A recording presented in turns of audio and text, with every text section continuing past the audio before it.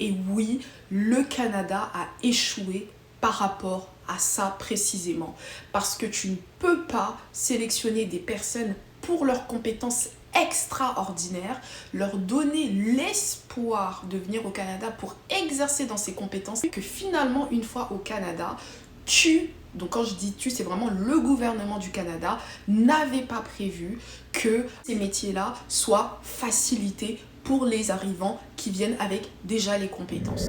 Hello tout le monde, j'espère que vous allez bien, bienvenue sur l'éveil ivoirien. Aujourd'hui nous allons parler de toutes ces personnes qui arrivent au Canada avec des qualifications extraordinaires. Donc là je parle d'enseignants, je parle de médecins, je parle d'infirmiers, je parle d'ingénieurs, donc qui arrivent au Canada dans le cadre de leur métier, qui ont été sélectionnés par les provinces ou par le gouvernement du Canada parce qu'ils ont ces qualifications qui sont très recherchées et qui finalement, une fois au Canada, n'arrivent pas à travailler dans leur domaine.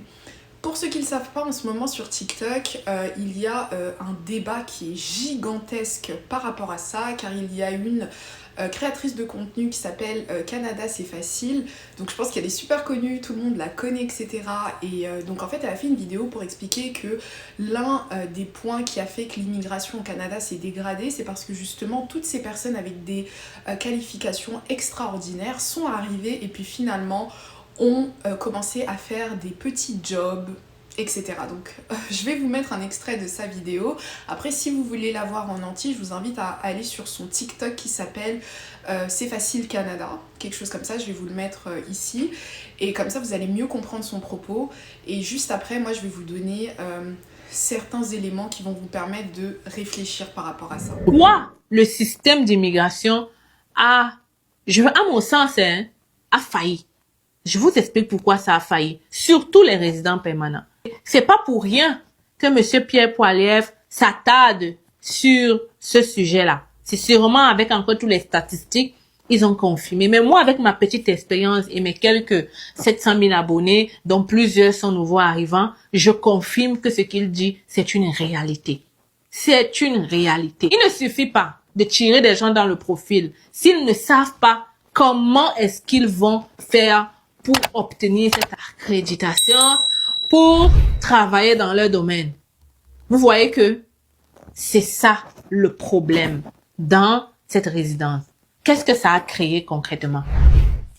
Beaucoup de ces enseignants qui ont été tirés sont arrivés au Canada et au lieu d'aller enseigner, au lieu de trouver la voie pour enseigner, c'est déjà compliqué. Alors, ils ont préféré aller faire des petits jobs et surtout des petites formations. Et dans ce point, ils ne contribuent en rien, en fait. En tout cas, pas pour le moment où ils sont entrés. Vous comprenez un peu le truc? C'est qu'on a des gens qu'on a tirés pour aider à couvrir une pénurie dans un secteur précis. Parce que c'est la raison pourquoi on t'a tiré, hein. C'est parce qu'on t'a vu enseignant, 8 ans d'expérience. C'est la raison, mon ami. Ce n'est pas pour tes beaux yeux. Moi, lorsque je parle, j'aime beaucoup fournir des preuves parce que je pars du principe que l'immigration, c'est un sujet qui est beaucoup trop grave pour qu'on en parle n'importe comment et pour qu'on dise n'importe quoi. C'est des vies des gens qui sont impactés à la fin de la journée. Et est-ce que vous savez à quel point c'est triste et à quel point ça fait mal pour une personne qui a une passion, pour une personne qui a dédié une bonne partie de sa vie dans les études, dans des formations, à passer des concours, etc.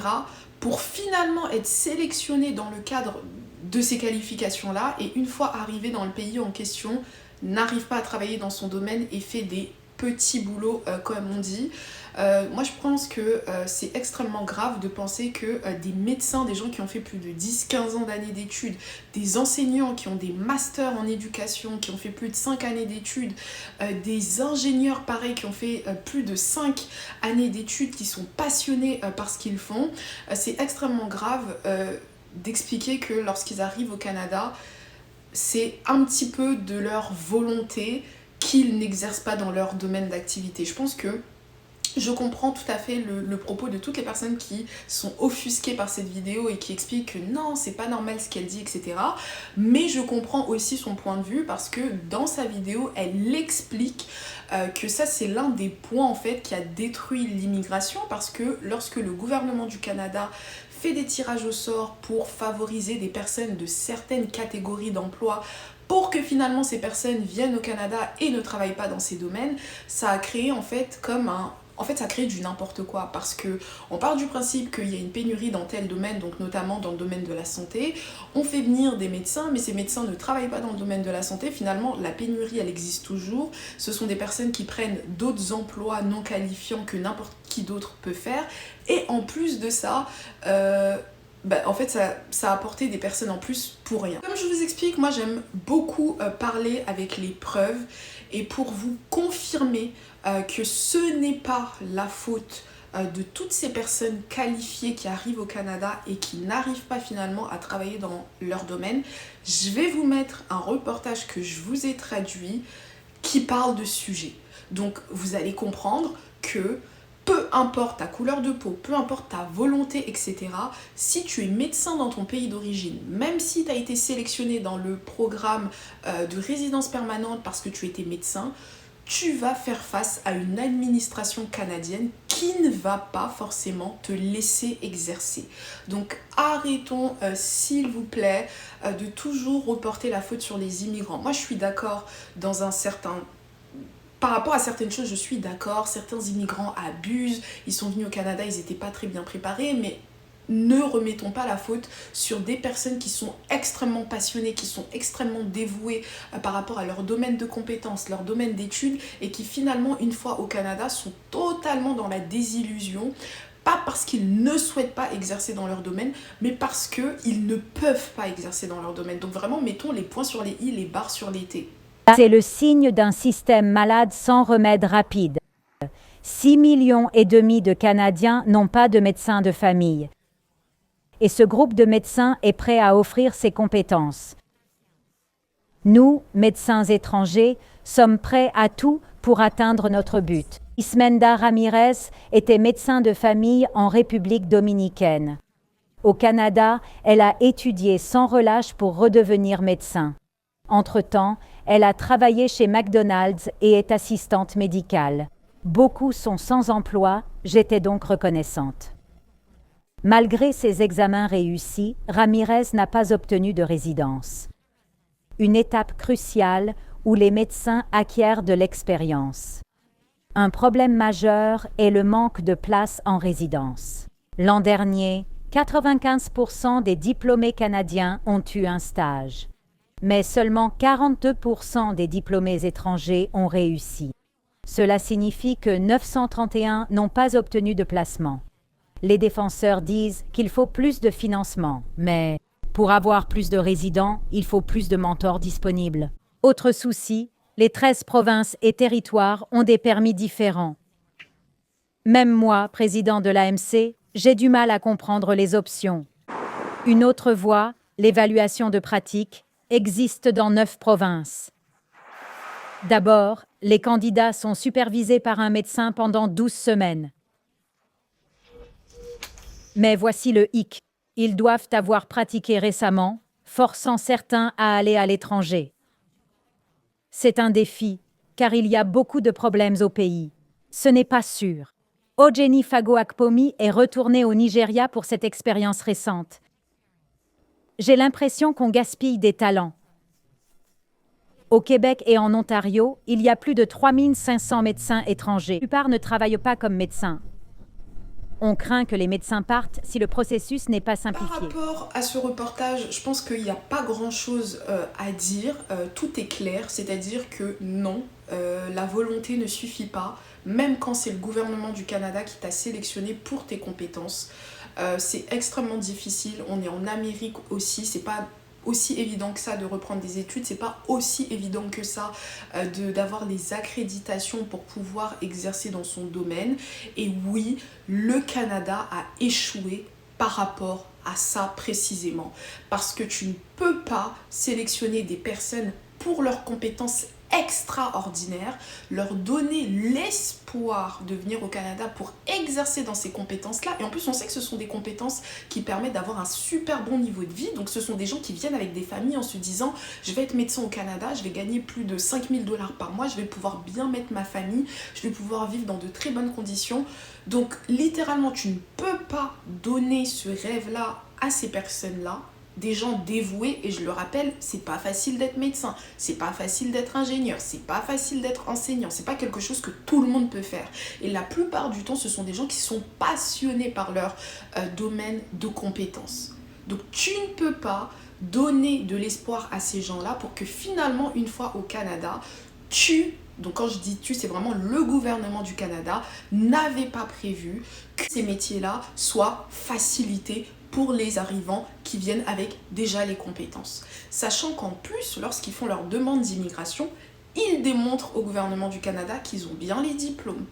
Donc ils ont les accréditations, ils ont tout qui est bien fait, etc. Donc ce sont vraiment des gens avec de l'expérience en plus.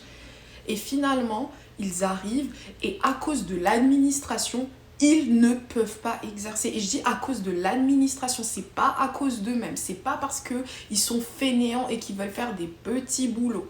Non. Et quand vous arrivez au Canada, je vous invite vraiment à parler avec les nouveaux arrivants, parler avec les chauffeurs de taxi, parler avec ceux qui travaillent dans les magasins. Vous allez vous rendre compte qu'il y en a beaucoup, ce sont des hauts cadres. Des gens qui peuvent littéralement aider le Canada à se développer puissance 1000, mais qui ne peuvent pas exercer dans leur domaine, pas à cause d'eux-mêmes, pas parce qu'ils n'ont pas essayé. C'est très rare les cas d'enseignants qui sont venus au Canada et qui directement ont pu enseigner. C'est très rare. C'est triste, mais c'est rare. Je voulais absolument donner mon avis parce que, comme je le dis tout le temps, les immigrants ont leur part de responsabilité, mais le gouvernement du Canada a beaucoup plus de part de responsabilité dans cette histoire d'immigration. On n'est pas en Europe, les gens ne viennent pas par bateau. Il y en a très peu qui traversent la frontière avec les États-Unis à pied et qui arrivent au Canada.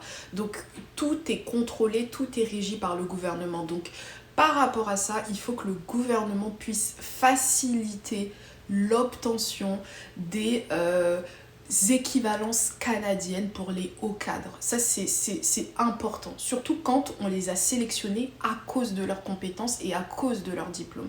Ça, c'est vraiment, si on doit parler de ce sujet, on doit plus orienter la conversation sur comment est-ce qu'on va faire pour que le gouvernement puisse implémenter des mesures pour que ces personnes-là échangent facilement leurs diplômes, puissent être intégrées dans les organismes, etc. Donc voilà, franchement, ce sera tout pour cette vidéo. J'espère que vous l'avez appréciée. Chacun peut avoir son avis sur les sujets, mais des fois, quand on parle, il faut qu'il y ait des preuves là. Et il faut qu'on se base aussi sur des reportages qui ont déjà été faits. Il faut qu'on se base aussi sur les statistiques. Il faut qu'on se base sur toutes ces choses-là parce que l'immigration, c'est pas un petit sujet. C'est vraiment des gens qui quittent un endroit A pour aller dans un endroit B avec des familles, avec leurs économies, en vendant leurs maisons, en vendant leurs voitures, en venant acheter ici des maisons, en venant acheter des voitures. Donc c'est vraiment un sujet à ne pas prendre à la légère, notamment lorsqu'on parle de hauts cadres, des gens qui avaient des vies incroyables des fois dans leur pays et une fois ici, ils viennent faire des petits boulots, même s'il n'y a pas de saut métier, par manque de choix. C'est triste. Donc j'espère que vous l'avez apprécié, je vous invite à vous abonner, commenter, liker, partager et je vous dis à demain pour une prochaine vidéo. Bye bye.